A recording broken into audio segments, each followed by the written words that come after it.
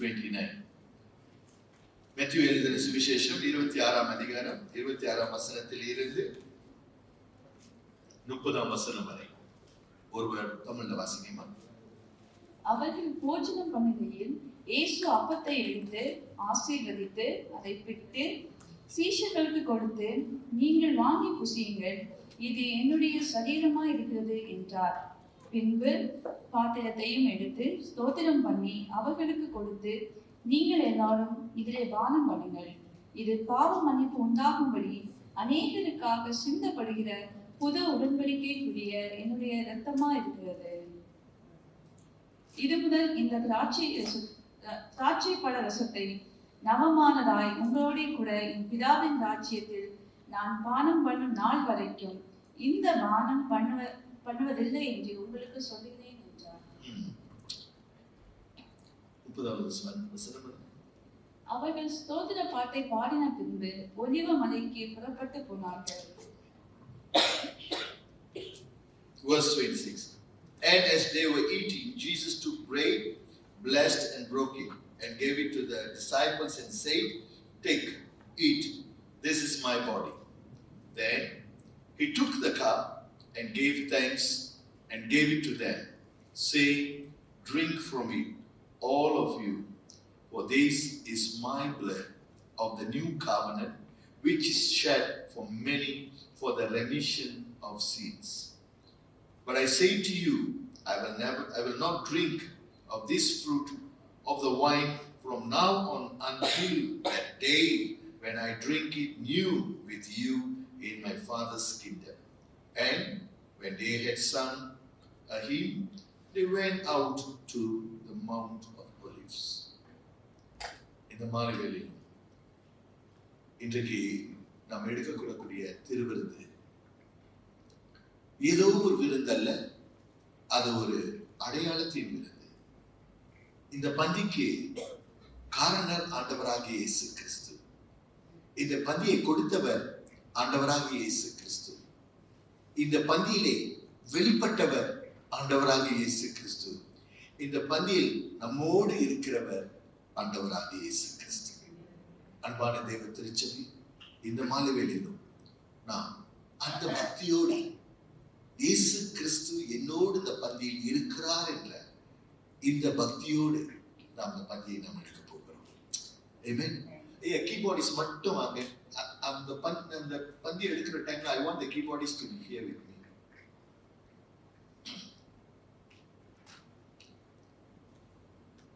ஆகையால் அன்பான சகோதர சகோதரிகள், நீங்கள் எல்லோரும் இந்த எண்ணத்தோடு இந்த ஜூன் மாதத்தின் முதல் வார ஆராதனை நம் பந்தியில் இணையும்படியாக இருக்கும். இந்த பந்திக்குள் நம் இணைய ஆயத்தமடைவோமாக. இந்த பந்திக்கு காரணம் இயேசு கிறிஸ்து. காரணம் நம்முடைய பாவங்களை சுமந்தவர். வேதம் சொல்கிறது, ஏசாயா 53ஆம் அதிகாரத்திலே, நம்முடைய மீறுதலின் நிமித்தமாய் அவர் நொறுக்கப்பட்டார் என்று,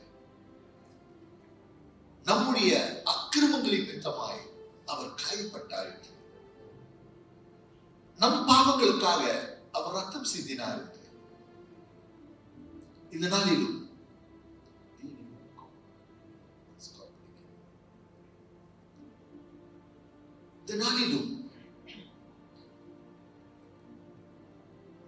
பலவிதமான போதனைகள் இன்றைக்கு சபைகளிலே பிரசங்கிக்கப்படுகிறது. எப்படி சொல்லிவிட்டார்கள், எப்படி ஆக்கிவிட்டார்கள், அல்லது எப்படி கருதி கொண்டிருக்கிறார்கள் என்றால், பாவத்தை சின்னதாய் ஆக்கி வேண்டாதவைகளை பெரிதாய் வைத்துக் கொண்டிருக்கிறார்கள். இன்றைக்கு நாம் ஆசீர்வாதமாய் இருக்க வேண்டும், நல்லது. செல்வாக்காய் இருக்க வேண்டும், நல்லது. ஆனால் பாவம் என்னும் அந்த நஞ்சை ஒரு ஓரத்திலே கூட்டி ஒதுக்கி தள்ளுவதற்கு அல்ல, அந்த நஞ்சு என்ற அந்த சின்ன பாவத்துக்காகத்தான் அந்த பெரிய தேவன், அந்த பெரிய பரலோகத்தில் உள்ள தேவன் தம்முடைய ஒரே பேரான குமாரனை இந்த பூமிக்கு தந்தார். Amen. Sin cannot be put into a small element and just wipe under the carpet. Today the prosperity gospel has come. Everything has become grace message. எல்லா கிருபையின் செய்திகள். எல்லாம் நல்லா இருக்கணும், செல்வக்கா இருக்கணும், பணக்காரங்களா இருக்கணும், நல்ல ஒரு சொகுசா இருக்கணும் என்று. ஆனால் கவனிப்போம், இந்த பலிபீடத்தில் இருந்த பாவத்தை குறித்து அறிக்கை செய்யாவிட்டால், அதை குறித்து போதிக்காவிட்டால் சபை பாழாய் போய்விடும், சபை கெட்டு போய்விடும். இப்படிப்பட்ட இந்த சின்ன பாவம் அல்ல, இந்த பெரிய பாவத்துக்காகத்தான் மனுக்குலத்தின் பாவத்தை சுமக்கவே தேவ செம்மறி ஆட்டுக்குட்டியாகிய இயேசு கிறிஸ்து இந்த பூமிக்கு இறங்கி வந்தார். Sin is a serious problem. Sin is a big problem. Sin is the real problem. Because of that, our Heavenly Father have to send His only begotten Son, Jesus Christ, to this world. இந்த உலகத்திற்கு அவருடைய ஒரே பேரான குமாரனை ஏன் தர வேண்டும்? மனுஷன் பாவத்தில் இருந்து விடுதலை பெற வேண்டும். ஆமென். அநேக சபைகளிலே பாவத்தை மறைத்து அதை ஓரத்திலே ஓரங்கட்டி ஏதேதோ பேசிக்கொண்டு சபைகளிலே கூத்தாடி கூட்டம் ஆடிக்கொண்டிருக்கிறது. அன்பான தேவச்சனமே, நாம் கூத்தும் கும்மாளம் போடுவதற்காக தம்முடைய ஒரே பேரான குமாரன் சிலுவையிலே அறையப்பட்டு இந்த பந்திக்கு நாம் எடுக்குவதற்கு தகுதி இல்லாமல் போகும், அடையாளம் இல்லாமல் போகும். We must acknowledge.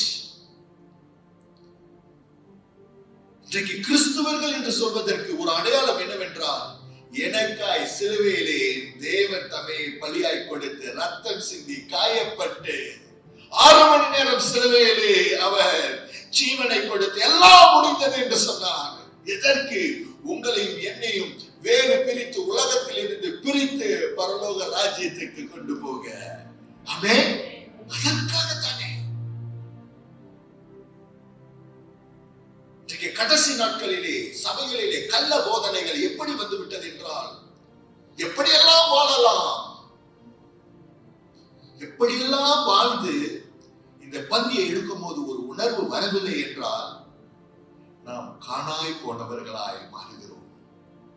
இன்றைக்கு எப்படி உலகம் சபைக்குள்ளே நுழைந்து விட்டது என்றால், போதனை, the replacement theology and the false doctrine and the prosperity gospel have made sin so small. If sin has become so small, that great God doesn't need to come into this planet of earth. Amen? Amen? Yes.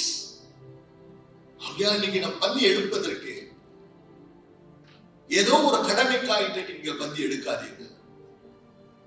ஏதோ ஒரு சபையுடைய பாரம்பரியத்துக்காக இந்த பந்தி எடுக்காதீர்கள். என் பாவத்தை சுமந்து, என் பாவத்தை சிலுவையிலே அறைந்து, என் பாவம் தலை தூக்காதபடிக்கு அதை நிச்சயப்படுத்தின என் உயிர் தெய்வம் இயேசு கிறிஸ்து கொடுக்கும் இந்த பந்தி என்று அந்த உணர்வோடு நாம் எடுப்போமாக. ஒரு ஆமென் சொல்லுமாக. கொஞ்ச நேரம்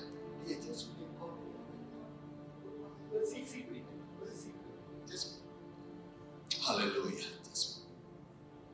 இந்த நேரத்தில் அப்படியே நம் கொஞ்ச நேரம் கண்களை மூடி அப்படியே நம் கொஞ்ச நேரம் நம்மை ஆராய போகிறோம். இந்த விசேஷ பந்தியை எடுப்பதற்கு முன்பாக கொஞ்ச நேரம் நாம் ஆராய போகிறோம். ஹல்லேலூயா. Praise the Father.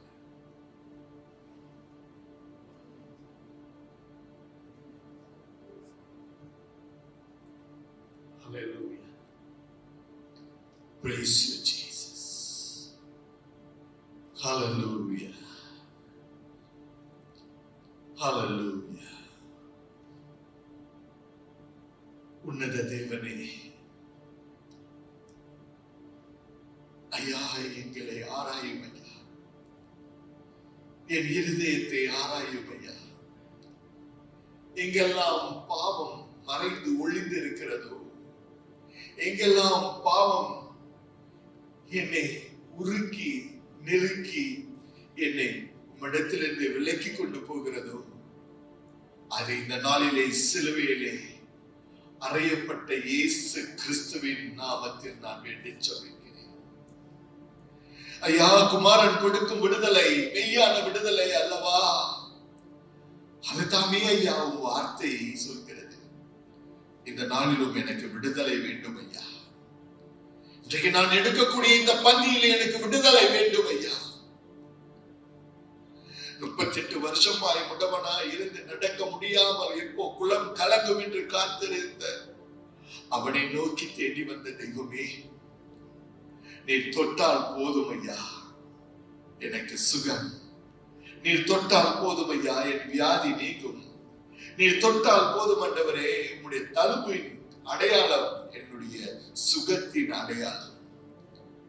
இந்த நாளிலும் ஆண்டவரே, வியாதிகளை சுஸ்தமாக்கும்படியாய், என் வினைகளை சுஸ்தமாக்கும்படியாய் ஐயா, என்னுடைய நோய்களை பூரண சுகத்துக்குள் கொண்டு வரும்படியாய் இந்த பந்தியின் அடையாளமாய் நான் வருகிறேன் ஐயா. வாதை என்னை மாட்டுகிறது, வித்தியாசமான ஆவிகள் என்னை தடை செய்கிறது, என் சிந்தையை கெடுக்கும்படியான வருகிற தடை, என்னுடைய உணர்வுகளை கெடுக்க வரும்படியான தடை, அத்தனையும் உம்முடைய ரத்தம் ஆண்டவரே கழுவிட்டதே. இந்த நாளிலும் இந்த பந்திய அடையாளத்துக்குள் எனக்கு தெளிந்த புத்தியை தாரும், நிம்மதியை தாரும், சமாதானத்தை தாரும், மன ஒருநிலையை தாரும் ஐயா. ஆண்டவரே, நீ சிலுவையிலே பட்ட பாடுகளை நான் நினைக்கும் பொழுதெல்லாம் எனக்காய் தம்மையே பலியாய் கொடுத்தவர் என்று இந்த மாலைவேளையிலும் ஐயா, இதோ நான் வருகிறேன் சுவாமி. இதோ பந்தியின் முன்பாய் நான் நிற்கும் பொழுதெல்லாம் சிலுவை முன்பாய் நான் நிற்கிறேன் ஐயா. என்னுடைய அடையாளம் நீங்கள் தான் சுவாமி, நீங்கள் தான் ஐயா. ஓ ஹalleluya, ஹalleluya ராஜா, ஹalleluya. பரிசுத்த ஆவியானவரே, ஒவ்வொருத்தரையும் இன்றைக்கு தேற்றி பலப்படுத்தி இந்த பந்திக்குள் ஆயத்தப்படுத்துவீராக. நன்றி செலுத்துகிறேன், நன்றியோடு ஸ்தோத்திரிக்கிறேன்.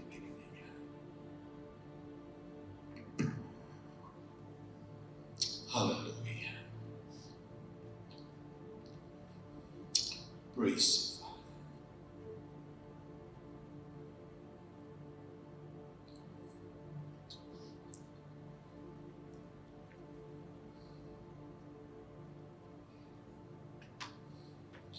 வாருங்கள், ஆயத்தத்தோடு வாருங்கள்.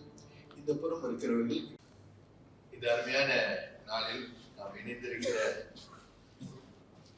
முதல் நாள் ஆராதனையிலும் உங்களுக்கு எல்லாம் போன வாரம் நாள ஆராதனையில் கலந்து கொள்ள முடியவில்லை.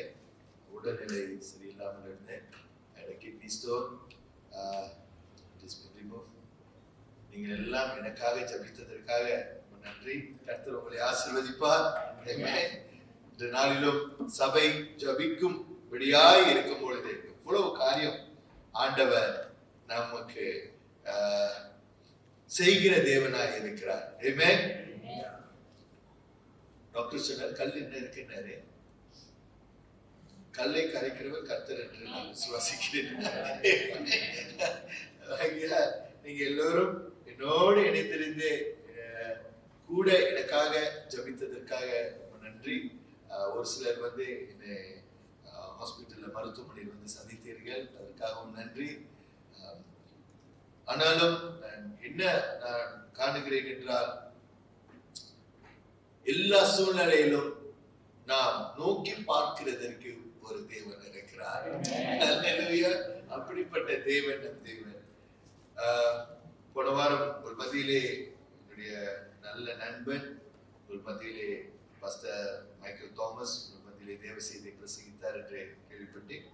அது ஆசீர்வாதமாய் இருந்ததாக நான் கேள்விப்பட்டேன். கர்த்தர் உங்கள் எல்லோரையும் ஆசீர்வதிப்பாராக. இந்த நாளிலும் நான் தொடர்ச்சியாக பலிப்பிடம் என்னும் இந்த செய்தியோடு தான் நான் போய்கொண்டிருக்கிறேன். இந்த பலிப்பிடத்தின் அடையாளத்தை நான் தொடர்ச்சியாய் சொல்லிக் கொண்டு போக வேண்டும் என்றால், மனிதன் தேவனை சந்திக்கும் ஒரு இடமே பலிப்பிடத்தின் அடையாளம். பரலோகத்தின் தேவன் மனிதனுக்கு உறவாடும் ஒரு இடத்தை அது ஏற்படுத்தப்பட்டது என்றால் அது பலிப்பிடம். ஆகிய அந்த பலிப்பிடத்தின் தலைப்பிலே நான் தொடர்ச்சியாய் போய்கொண்டு இருக்கிற வேளையிலும், போன வாரம் ஒரு ஒரு ஒரு இன்டர்வல் நடந்தது. அதற்கு முன்பாக தாயார் தினம் வந்தது. இந்த மாதம் தகப்பனார் தினம் வரப்போகிறது. அதை தவிர இந்த பலிப்பிடத்தின் செய்திகள் தொடர்ந்து போய்கொண்டே இருக்கும். அன்பான தேவ ஜனமே, இந்த நாளிலும் ஆபிரகாம் முதலாவது நோவாவின் பலிப்பிடத்தில் இருந்து நான் வந்தேன். இரண்டாவது ஆபிரகாமின் பலிப்பிடம், ஆபிரகாம் கட்டின 4 பலிப்பிடங்கள், அதோடு தொடர்ச்சியாக ஈசாக் கட்டின ஒரு பலிப்பிடம், ஈசாக்கு அடுத்து வருகிற அடுத்த பலிப்பிடம் கட்டுகிற ஒரு விசேஷ மனிதன் தான் யாக்கோப் என்று. யாக்கோப்புடைய வாழ்க்கையை நான் சுருக்கமாய் நான் சொல்லி என்னுடைய செய்திக்குள் நான் நுழையும்படியா இருக்கிறேன். யாக்கோப்பு வேதத்திலே 2 இடங்களிலே பலிப்பிடம் கட்டி இருக்கிறார் என்று வேதம் சொல்கிறது. Jacob had built 2 altars. He have erected 2 altars. 2 பலிப்பிடங்கள் யாக்கோப்பு கட்டினார் என்று. யாக்கோப்பு பலிப்பிடத்தை கட்டுவதற்கு நான் தொடங்கும் முன்பாக யாக்கோப்புடைய வாழ்க்கையை ஒரு மேல்வட்டமாய் நான் போக விருப்பமாய் இருக்கிறேன். The story of Jacob. யாக்கோப்புடைய வாழ்க்கை ஆரம்பமே, அவன் பிறக்கும் பொழுதே அண்ணனுடைய காலை பிடித்துக் கொண்டு பிறந்தவன். அப்படி என்றால் ஆரம்பமே ஒரு போராட்டத்தோடு வந்த இந்த பூமிக்கு அவன் வெளிப்பட்டவன். தன் அண்ணனை ஏமாற்றினான் பிறப்புரிமையிலே. இரண்டாவது தன் தகப்பனை ஏமாற்றினான். ஏமாற்றினது மட்டுமாய் அவன் ஏமாற்றுவது மட்டுமல்லாமல் தகப்பனிடத்தில் ஏமாற்றுவதற்கு காரணம் என்னவென்றால் ஆசீர்வாதத்தின் மேல் அவன் அக்கறை உள்ளவனாய் இருந்தான். அண்ணனிடத்திலும் அண்ணனை ஏமாற்றும் பொழுது எப்படியா பிறப்புரிமை மேல், அப்படி என்றால் தலைச்சன் பிள்ளை, the first born, ஒரு முதல் பிள்ளையோடைய ஆசீர்வாதம் எப்படியெல்லாம் அவனுக்கு எப்படியெல்லாம் இருக்குமோ என்று அதன் மேல் அக்கறை உள்ளவனாய் இருந்தான். அப்படி என்றால் அவனுடைய வாழ்க்கையிலே அவன் ஏராளமான காரியங்களுக்குள்ளே அவன் கவனம் செலுத்தப்பட்ட ஒரு மனிதன் என்று. தகப்பனிடத்திலே அண்ணனுக்கு சேர வேண்டிய அத்தனை ஆசீர்வாதத்தையும் ஏமாற்றி தன் தாயினுடைய உதவியிலே ஆசீர்வாதத்தை பெற்றுக் கொண்ட பிறகு அண்ணன் கொலை செய்துவான் என்று அந்த பயத்திலே அவன் தூரமாய் ஓடுகிறான். எங்கே ஓடுகிறான்? ஹரானுக்கு ஓடுகிறான். யார்? அவன் மாமன் வீட்டுக்கு ஓடுகிறான். தன் அம்மாவுடைய அண்ணன் வீட்டுக்கு ஓடுகிறான். அண்ணன் வீட்டுக்கு ஓடும் அந்த நேரத்தில் தான் he had a divine encounter. அவனுக்கு ஒரு தெய்வீகமான சந்திப்பு ஏற்படுகிறது. எங்கே? ஒரு இடத்திலே கல்லை வைக்கிறான். அந்த செய்தியெல்லாம் நான் உங்களுக்கு முன்பாய் நான் பிரசங்கித்து விட்டேன். நான் மேல்வட்டமாய் நான் போகிறேன். அந்த இரவு ஒரு கல்லை வைத்து படுத்து, அந்த கல்லை வைத்து படுத்து அந்த இரவிலே ஒரு சொப்பனத்தை காண்கிறான். அந்த சொப்பனத்திலே ஒரு ஏணியை பார்க்கிறான். ஏணியின் மேல் தேவ தூதர்கள் ஏறுவதையும் இறங்குவதையும் அவனுடைய சொப்பனத்திலே காண்கிறான். அவன் சொப்பனத்தில் இருந்து எழுந்த உடனே என்ன சொல்கிறான் என்றால், இது மெய்யாகவே தேவன் இருக்கும் ஒரு இடம் என்று சொல்கிறான். அந்த இடத்திற்கு பெத்தேல் என்று அவன் பேரிட கிடையாது, அது பேரிடப்பட்ட ஒரு இடம். அப்ப பெத்தேலிலே ஒரு கல்லை எடுக்கிறான் என்றால் இது எங்கே உள்ள கல் என்று அது ஒரு ஆய்வு செய்து பார்க்கும் பொழுது தன் அப்பனுடைய அப்பனாகிய தாத்தா ஆபிரகாம் அந்த பெத்தேலிலே கட்டிய அந்த பலிபீடத்தில் உள்ள ஒரு கல்லாய் இருக்கலாம் என்று சொல்லப்படுகிறது. அந்த கல்லை வைத்து அவன் கண்ட சொப்பனம் தான் தேவனுடைய தூதர்கள் ஏறுவதையும் இறங்குவதையும் அவன் கண்டதாக. அதற்கு பிறகு அந்த சொப்பனத்தின் பிறகு கர்த்தர் அவனை ஆசீர்வதிக்கிற அந்த உறுதியை வைக்கிறார். உன்னை நான் ஆசீர்வதிப்பேன், உன்னை நான் ஒரு சந்ததிக்குள்ளே நிறுத்துவேன், ஒரு சந்ததிக்குள் உன்னை நான் உன் மூலமாய் ஒரு சந்ததியை உருவாக்குவேன் என்று கர்த்தர் சொல்லும் பொழுது அதோடு தொடர்ச்சியாய் புறப்பட்டு அரானுக்கு போகிற வழியிலே ஒரு பெண்ணை பார்க்கிறான். அவள் தான் ரேச்சல். அதுதான் லாபானுடைய மகள். பிறகு திருமணம் செய்ய முடியாது இருக்கும் பொழுது தன் மாமனாகிய லபான் அவனை ஏமாற்றி மூத்த மகளை லேயாவாகிய மூத்த மகளை திருமணம் செய்து அதற்கு பிறகு தான் இரண்டாவது மகளாகிய ரேச்சலை திருமணம் செய்து அவர்களுக்கு பிறகு அவருடைய 2 வேலைக்காரிகளையும் இப்படியாய் திருமணம் செய்து அப்படியாய் குடும்பம் 20 வருஷத்துல 11 பிள்ளையை பெற்றான். எங்கே இருக்கிறான் என்றால் அவன் சொந்த இடத்தில் அல்ல, ஆனால் சொந்த இடத்தை விட்டு மாமனுடைய வீட்டாகிய மாமனுடைய இடமாகிய ஹரானிலே அவன் இருக்கிறான். அப்படி என்றால் தூரமாக இருக்கிறான். ஒரு நாள் வருகிறது, கர்த்தர் அவன் இடத்துல பேசுகிறார். எப்படி பேசுகிறார் என்றால், return back to the land. நீ வந்த இடத்துக்கு நீ புறப்பட்டு போக வேண்டும் என்று. அப்பொழுதுதான் அவன் புறப்படும்படியாக இருக்கும் வேளையிலே அவனுக்குள்ள ஆஷ்டி அவனை கர்த்தர் ஆசீர்வதிக்கிறார். அவன் மூலமாய் தன் மாமனையும் ஆசீர்வதிக்கிறார். ஆடுகள் பெருக செய்கிறார். பலவிதமான அங்கு குழப்பம் ஏற்படுகிறான எல்லா சூழ்நிலையிலும் கர்த்தருடைய கரம் அவன் மேல் இருக்கிறது.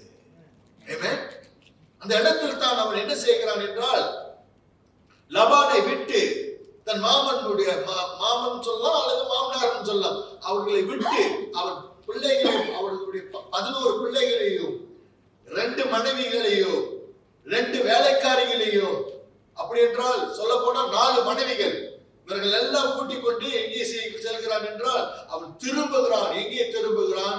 மீண்டுமாய் கானான் தேசத்துக்கு திரும்புகிறான்.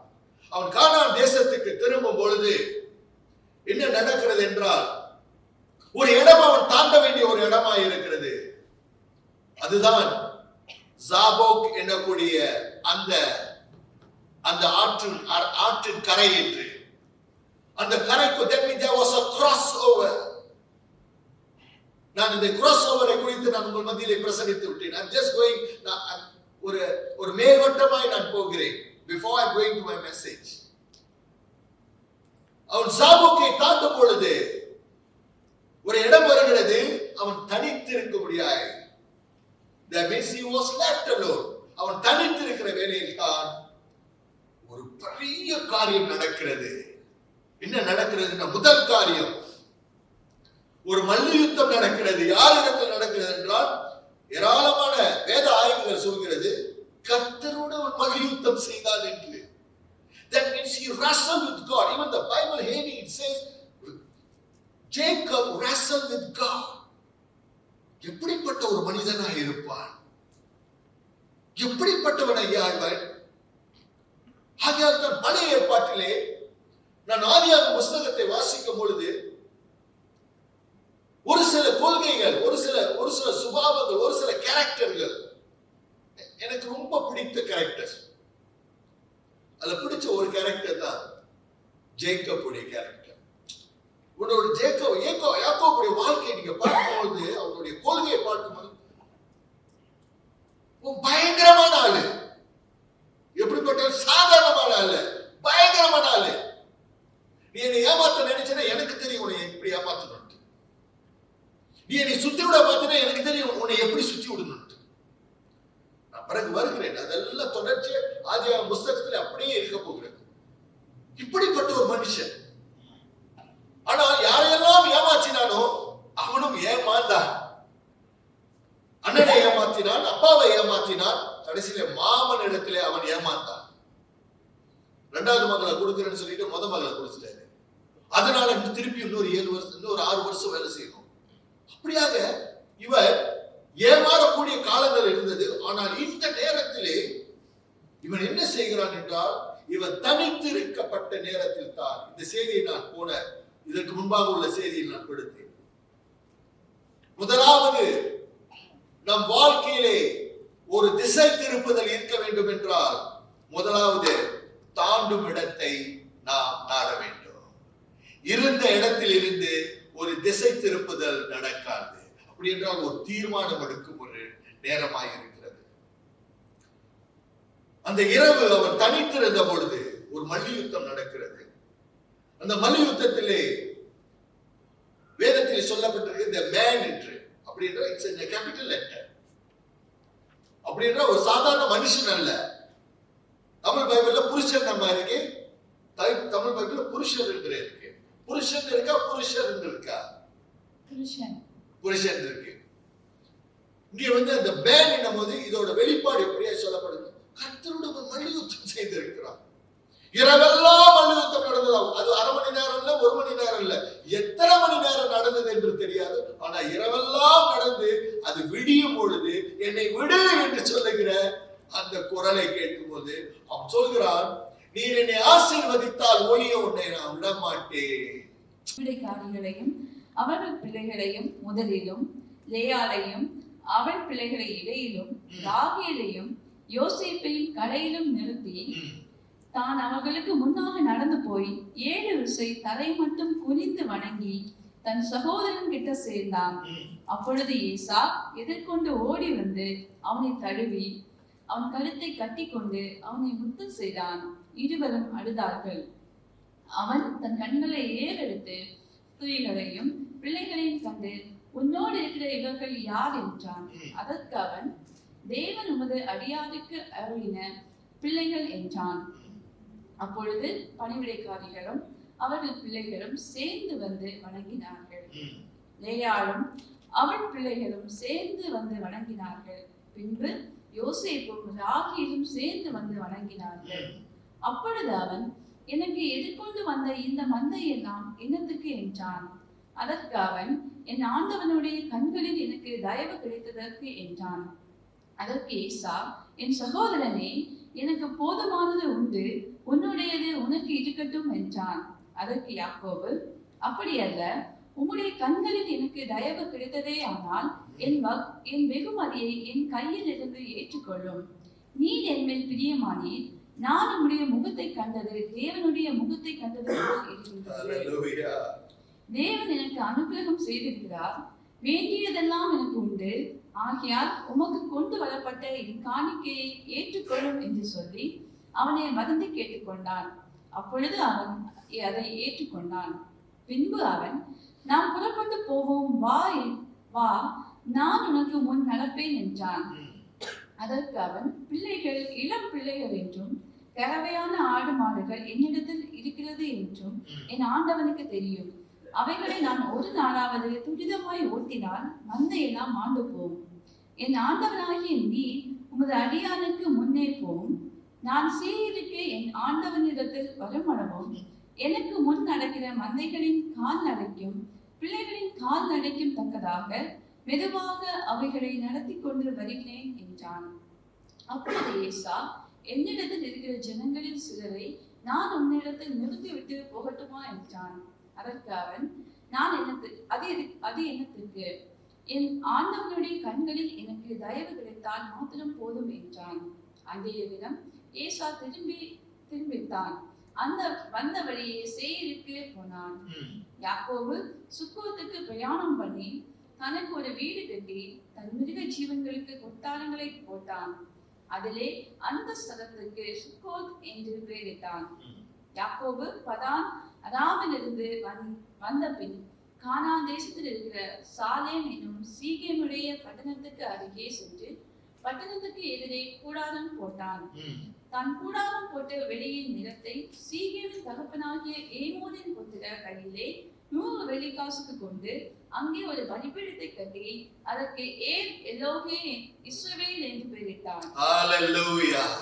தகப்பனே, இந்த நாளிலும் ஆண்டவரே, உம்முடைய வார்த்தையின் பிரகாரம் சுவாமி, ஐயா, இதோ ஆதியாகமம் 33ஆம் அதிகாரம் 1ஆம் வசனத்தில் இருந்து 20ஆம் வசனம் வரை உள்ள வெளிப்பாடுகளின் பிரகாரம் சுவாமி, உம் ஜனங்களோடு இன்றைக்கு பேசுவதற்காக இந்த நாளில் நான் ஒப்பு கொடுக்கிறேன். உம்முடைய வார்த்தை கிரியை செய்வதாக, உங்க வார்த்தை வெளிப்படுவதாக, உம்முடைய வார்த்தை தங்குவதாக, உம்முடைய வார்த்தை ஜனங்களை பிழைக்க வைக்க செய்யும்படியாக இயேசு கிறிஸ்துவின் நாமத்தில் ஜெபிக்கிறேன் பிதாவே, ஆமென். எல்லோரும் அமருங்க. கவனிப்போம். இங்க என்ன நடக்கிறது என்றால் இந்த 33ஆம் அதிகாரம் ஏசாவை தூரத்தில் இருந்து பார்க்கும் பொழுது யாக்கோபு திட்டம் வகுக்கிறான். என்ன திட்டம் வகுக்கிறான்? மூன்றாய் பிரிக்கிறான். அவன் எப்படி பிரிக்கிறான் என்றால், எதிர்கொண்டு வருகிறான் ஏசாவ், அண்ணன் வருகிறான். அப்படி அண்ணன் வரும் நோக்கம் எப்படி என்று தம்பிக்கு தெரிய கிடையாது. ஏனென்றால் அவன் கோபத்தோடு வருகிறானா, திட்டத்தோடு வருகிறானா, கொலை செய்ய வருகிறானா, அல்லது துப்புர நாசமாக்க வருகிறானா என்று தெரியாது. ஏனென்றால் அண்ணனுக்கு அவ்வளவு பாதிப்பை உண்டு பண்ணினான் தம்பி. ஆனால் இப்பொழுது ஆஸ்தியோடு போகும்பொழுது, ஆடு மாடுகளோடு போகும்பொழுது, அவனுக்கு இருக்கும் அத்தனை சுதந்திரத்தோடு போகும்பொழுது அவன் என்ன செய்கிறான் என்றால் குடும்பத்தை பிரிக்கிறான். முதலாவது வேலைக்காரிகளுடைய பிள்ளைகளை பிரிக்கிறான். இரண்டாவது லேயாவுடைய பிள்ளைகளை பிரிக்கிறான். கடைசியான ரேச்சலையும் ஜோசப்பையும் வைத்து அவன் அனுப்பும் பொழுது என்ன நடக்கிறது என்றால், அந்த பெரிய காரியம், அதை நான் சுருக்கமாக சொல்ல விரும்புகிறேன். 4ஆம் வசனத்திலிருந்து 17ஆம் வசனம் வரை என்ன நடக்கிறது என்றால், reconciliation, ஒரு ஒப்புதல் நடக்கிறது. அண்ணனுக்கும் தம்பிக்கும் கட்டி பிடிக்கிறார்கள், கொஞ்சுகிறார்கள். அண்ணன் கேட்கிறான், ஏன் எப்படி, ஏன் என்று. அதற்கு தம்பி பேசுகிறான். பாருங்கள், அண்ணனை ஏமாற்றி போனவன் இன்றைக்கு என்ன சொல்கிறான்? ஒவ்வொரு இடத்துல வேதத்திலே அண்ணன் பேசும் பொழுதெல்லாம், யாக்கோபிடத்துல பேசும் பொழுதெல்லாம் தம்பி எப்படி பேசுகிறான்? என் ஆண்டவனே, என் ஆண்டவனே. அவனை அண்ணன் என்று கூப்பிட கிடையாது, ஏசாவு என்று கூப்பிட கிடையாது, ஆண்டவனே என்று கூப்பிடுகிறான். ஏராளமான இடங்களிலே I marked there, my Lord, my Lord, my Lord. Tamil Bible அப்படித்தானே இருக்கு. பாருங்கள், அப்படி என்றால் இதற்கு முன்பாக 3 காரியம் நடந்தது. புதிய மனிதன், புதிய பெயர், புதிய நடை. அப்படி என்றால் புதிய நடத்தை அவன் வாழ்க்கையில் ஏற்படுகிறது.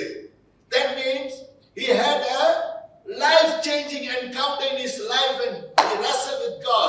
ஆண்டவர் அவனுடைய பேரை மாற்றும் பொழுது, என் கிளாஸ்ல ஒரு பையன் வந்தான். வந்துட்டு அவங்க அம்மா கம்ப்ளைண்ட் பண்ணாங்க, இந்த மாதிரி மாஸ்டர் உன்னை ஒரு பையன் குத்தி பல்லு உடைச்சிட்டான் அப்படின்ட்டு. சரி அப்படின்னு பையன் கிளாஸ்க்கு வந்தான். என்னடா பல்லு உடைச்சிட்டான்ட்டு? ஆமா மாஸ்டர், பல்லு 2 பல்லு ஒரு கிறிஸ்துவன் குத்திட்டான்.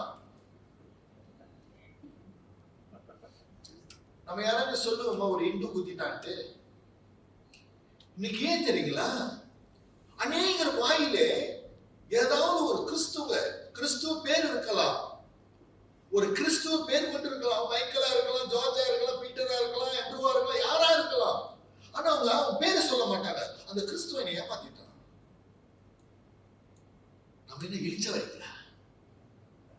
இதான் உலகம் பார்க்கிறது. ஆனால் யாக்கோபை இஸ்ரவேலாய் கர்த்தர் மாற்றும் பொழுது அவனுடைய நடத்தை மாறுகிறது. ஒரு ஆமென் சொல்லுவோமா? தேவஜனமே, இன்றைக்கு நாம் ரட்சிக்கப்பட்டு இருக்கிறோம் என்றால் நம்முடைய சுபாவம் மாறும்படியாக கர்த்தர் விரும்புகிறார். ஆமென். நம்முடைய பழைய மனிதனுக்கு அடையாளம் இல்லாமல் நாம் புதிய சிருஷ்டி, ஒரு புதிய அடையாளம், ஒரு புதிய சுபாவம் கொண்டவர்கள். அண்ணனை இவன் வேற விதமாக பார்க்கலாம், படாலாம் பேசி இருக்கலாம். வேதம் சொல்கிறது, ஆண்டவனே ஆண்டவனே. ஒவ்வொரு நேரமும் ஏசாவு பேசுகிற நேரத்தில் ஆண்டவனே இல்ல, ஆண்டவனே இல்ல, ஆண்டவனே. எல்லா இடங்களிலும் ஆண்டவனே ஆண்டவனே என்று வருகிறது. That means he humbled himself.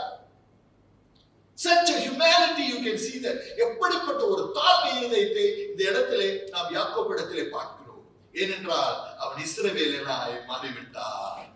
அன்பான தேவஜனமே, உங்களையும் என்னையும் ஆண்டவர் தேடி வந்து அவர் வேறு பிரிக்கும் போது நம்முடைய பழைய சுபாவம், நம்முடைய பழைய வழி, பழைய நோக்கம், பழையவை அத்தனையுமே ஒளிந்தன, எல்லாம் புதிதாயின. ஒரு ஆமென் சொல்லுவோமா? இன்றைக்கு மனிதன் நம்மை மாற்ற முடியாது. அன்பான தேவஜனமே, மனிதன் மாற்ற முடியாது. ஆனால் நாம் மாறுபடியாய் தீர்மானம் எடுக்கும் போது கர்த்தர் உதவி செய்வார். இங்கே தான் என்ன நடக்கிறது என்றால், இந்த ஒரு ஒப்புரவாதம் நடக்கிறது, ஒரு ஒப்புறுதல் நடக்கிறது. அண்ணனோட ஒப்புறுதல். அவன் கூப்பிடுறான், அண்ணன் கூப்பிடுறான், வா அப்படின்னு சொல்லும் பொழுது தம்பி என்ன செய்யறான்னா, நீங்க போங்க, நான் பிறகு வரேன், எனக்கு ஆடு மாடுலாம் இருக்கு, பிள்ளைங்க எல்லாம் கலப்பா இருக்காங்க, இந்த வேகத்துல ஓட முடியாது எல்லாம் சொல்லிட்டு 18ஆம் வசனத்துக்கு வரும். I'm coming to the verse 18. The Bible says, English Bible, then Jacob came safely to the city of Shechem. பிறகு அப்படி என்றால் என்ன? இந்த டிராமா எல்லாம் நடந்த பிறகு, அண்ணனோட ஒப்புரவாத அண்ணன் எந்த சுபாவம், எந்த திட்டம் அல்ல எந்த வாழ்க்கையில் அண்ணன் வாழ்கிறான் என்று தெரியாது. ஆனால் இவன் என்ன செய்கிறான் என்றால், இந்த 18ஆம் வசனத்தில் இருந்து நான் வருகிறேன். அவன் என்ன செய்கிறான்? அவன் ஒரு பாதுகாப்பான இடமாக he came safely to seek him. seek him என்பது உங்களுக்கு என்ன அடையாளம் வருகிறது? என்ன நினைவு வருகிறது? What does seek him means? Abraham கட்டுகிறான். ஆபிரகாம் முதல் பலிபீடம்.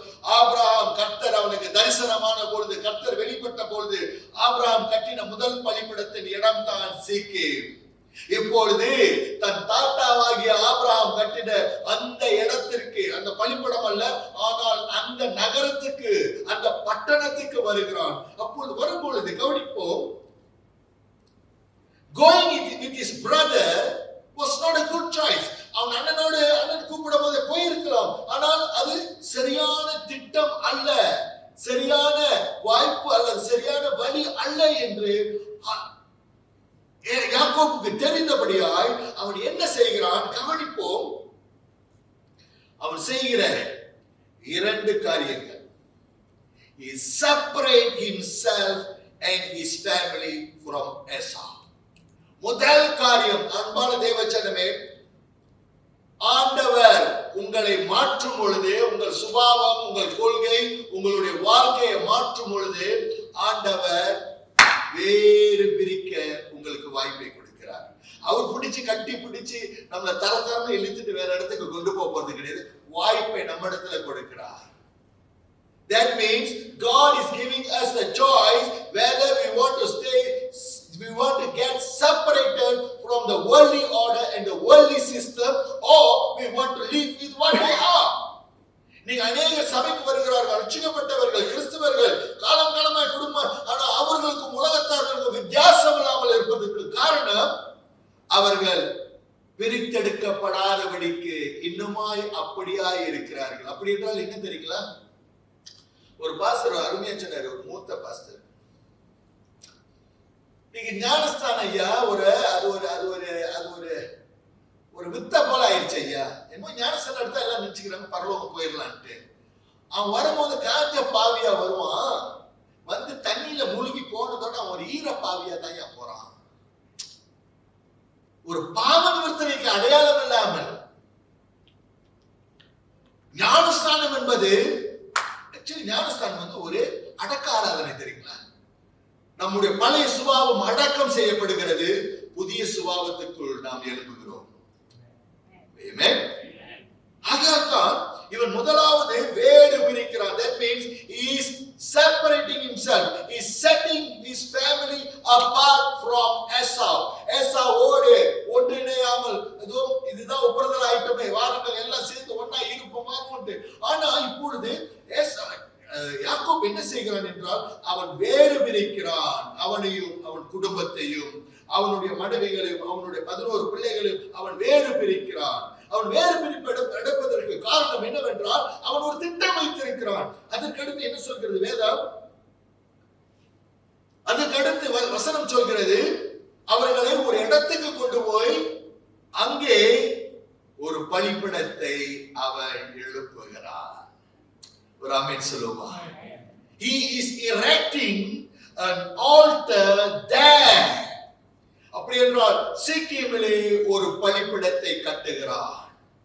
கவனிப்போம், அவன் எதற்கு எப்படி கட்டுகிறான்? That means he is erecting an altar to connect his family with his God whom he worships. அவன் ஆராதிக்கிற தேவனோடு தன் குடும்பம் மீண்டுமாய் இணையும்படியாய், தன் குடும்பம் அதற்குள் வந்து சேரும்படியாய் அவன் என்ன செய்கிறான் என்றால், ஒரு இணைத்துதலை செய்கிறான். He is making a connection. First thing is separating from the world. Secondly is connecting to God's plan. கர்த்தருடைய திட்டத்துக்கு அவன் குடும்பத்தை ஆயத்தப்படுத்துகிறான். ஒரு ஆமென் சொல்லுமா? கவனிப்போம், Jacob didn't build any altar in Haran.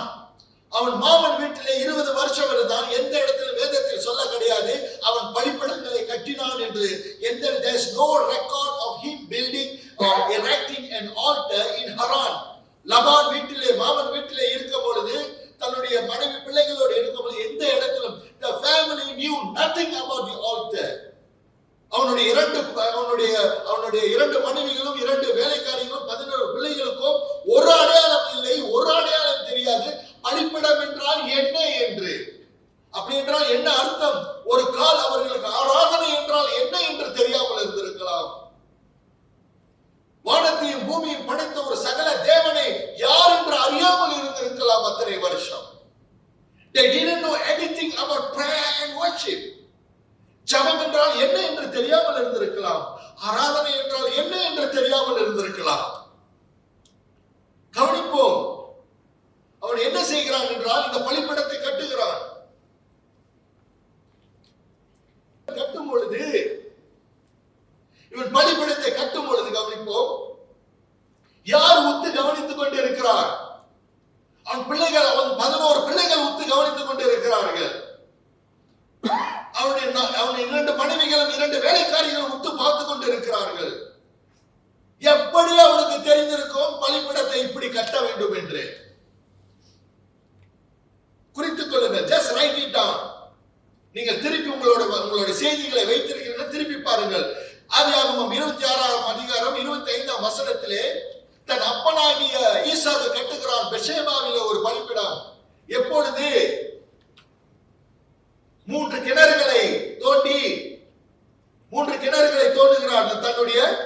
தன்னுடைய தகப்பன் 3 கிணறுகளை தோண்டுகிறான். எப்படிப்பட்ட கிணறுகள்? அந்த 3 கிணறுகளுடைய ஒன்னு எசேக் என்ற முதல் கிணறு, அதுதான் வாக்குவாதத்தை கொண்டு வந்தது. 2வது கிணறு சித்னா என்ற ஒரு வெறுப்பின் கிணறு. 3வது கிணறு ரெஹோத் என்ற செழிப்பின் கிணறு. இந்த 3 கிணறுகளை தோண்டிய பிறகு தன் தகப்பன் ஈசாக்கு என்ன செய்கிறான் என்றால் மீண்டுமா பெர்ஷேபாவுக்கு வந்து ஒரு பலிபீடத்தை கட்டுகிறான். குறித்துக் கொள்ளுங்கள். ஆதியாகமம் 26ஆம் அதிகாரம் 25ஆம் வசனம் வீட்டில் போய் வாசியுங்கள். அப்படி என்றால் ஈசாக்கு அந்த பலிபீடத்தை கட்டும் பொழுது ஏசாவும் யாக்கோபும் தகப்பன் கட்டுகிற பலிபீடத்தை பார்த்தார்கள். ஒரு ஆமென் சொல்லுமா? அப்படி என்றால் ஈசாக்கு எப்படி பலிபீடத்தை கட்டியிருப்பான்? ஈசாக்கு எங்கே பார்த்து பலிபீடத்தை கட்டியிருப்பான் என்றால் ஆதியாகமம் 22ஆம் அதிகாரம் 9ஆம் வசனத்திலே ஆபிரகாம் மோரியா மலைக்கு தன் மகனாகிய ஈசாக்கை கொண்டு போகும் பொழுது அந்த பலிபீடத்தை கட்டி அந்த பலிபீடத்தின் மேல் ஈசாக்கை வைக்கும் பொழுது, அப்படி என்றால் பலிபீடத்தின் மேல் ஈசாக்கை கட்டி கரங்களை கட்டி அவன் மேல் அந்த கட்டைகளை அடுக்கி வைப்பதற்கு முன்பாக அவன் ஒவ்வொரு கல்களை அடுக்கி ஒரு பலிபீடத்தை கட்டுவதை தன் மகனாகிய ஈசாக்கு பார்த்தான். ஆபிரகாம் கட்டின பலிபீடத்தை ஈசாக்கு பார்த்தான். ஈசா கட்டின பலிபீடத்தை யாக்கோபு பார்க்கிறான். இப்பொழுது யாக்கோபு கட்டுகிற பலிபீடத்தை தன் பிள்ளைகளாகிய 11 பிள்ளைகள் பார்க்கிறார்கள்.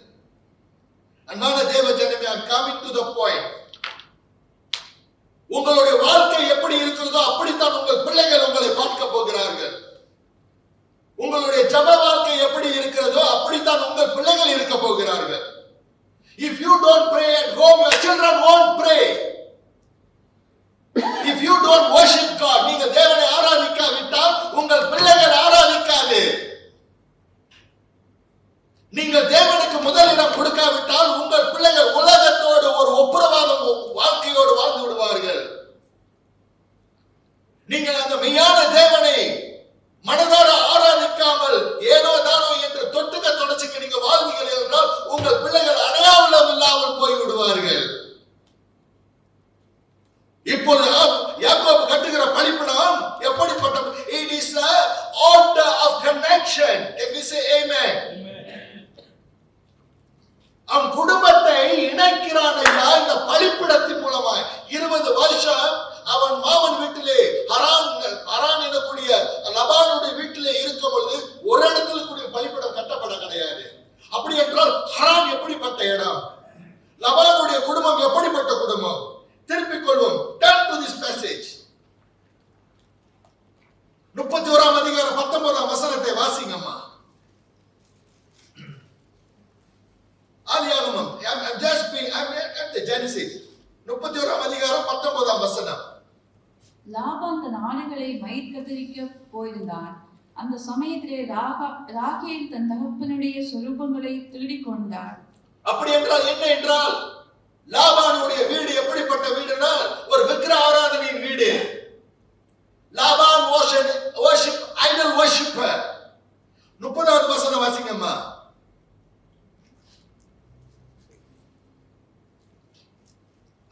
31 அதிகாரம் 30 வசனம் வாசிங்க. இப்பொழுதும் உன் தகப்பனுடைய வீட்டின் மேலுள்ள வாஞ்சையினால் நீ புறப்பட்டு போகிறதானால் போகலாம். என் தெய்வங்களை ஏன் திருடிக் கொண்டு போகிறாய்? என் தெய்வங்களை, why did you steal my gods ன்னு கேக்குறான். யாரு? லபானுடைய மகன்கள் கேக்குறாங்க. யாக்கோபு இடத்துல யாக்கோபு குடும்பத்தோடு கூட்டிக் கொண்டு வரும்பொழுது கேட்கிறான். அப்படியே என்ன அர்த்தம்? லபானுடைய குடும்பம் ஒரு விக்கிர ஆராதனையின் குடும்பம். ரேச்சல் ஒரு விக்கிர ஆராதனைக்காரி, லேயா ஒரு விக்கிர ஆராதனைக்காரி.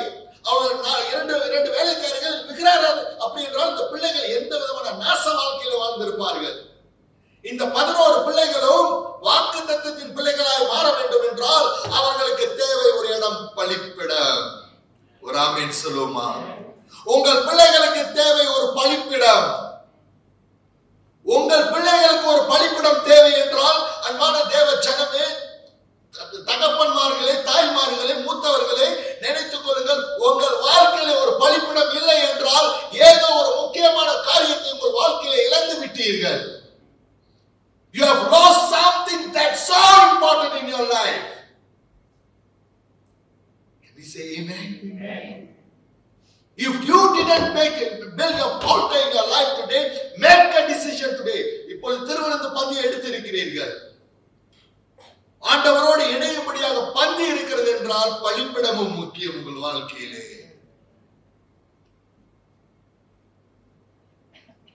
ஏதோ ஒரு செய்தியை கொடுக்க வேண்டும் என வர கிடையாது. இந்த செய்தி ஆண்டவர் எனக்கு மருத்துவமனையிலே கொடுத்தார். ஒரு பக்கம் வலி, மறுபக்கம் பரவசம், விசேஷ பரவசத்துக்குள் கர்த்தர் என்னை நடத்துகிறதை நான் உணர்ந்தேன். இடத்திலே ஆண்டவர் என் இருதயத்தில் வைத்த பாரம், உன் ஜனங்களிடத்தில் நீ பேசு. பலிப்பிடம் இல்லாத ஜனம் சீர்கட்டு போவார்கள். பலிப்பிடம் இல்லாத குடும்பம் சீர்கட்டு போகும். இது சபை அல்ல, இது ஒரு இடம், இது ஒரு கட்டடம். இந்த கட்டடம் பரலோகம் போகாது. ஆனால் நீங்களும் நானும் பலிப்பிடத்தோடு ஒட்டி இருப்போம் என்றால் பரலோக ராஜ்யம் நிச்சயம். That is what I want to encourage you today. சற்று முன்பு நான் சொன்னேன், there is no such word called prosperity gospel. There is no such thing as a replacement theology. Jesus died for us because sin was so real. Sin is a real problem. இன்னைக்கு பாவத்தை மறைக்கிறவன் வாழ்வடைய மாட்டான். அதை விட்டு விலகுகிறவனோ இரக்கம் பெறுவான். ஹல்லேலூயா. இன்னைக்கு ஏராளமான சபைகளிலே பாவத்தை குறித்து அதை பேசாதபடி, ஏனென்றால் ஜனம் வரமாட்டார்கள். 100 வர வேண்டாம், 10 வந்தாலும் 10 இருந்தாலும் அது சொத்தா இருக்க வேண்டும். ஆமென். பாவம் பாவங்க.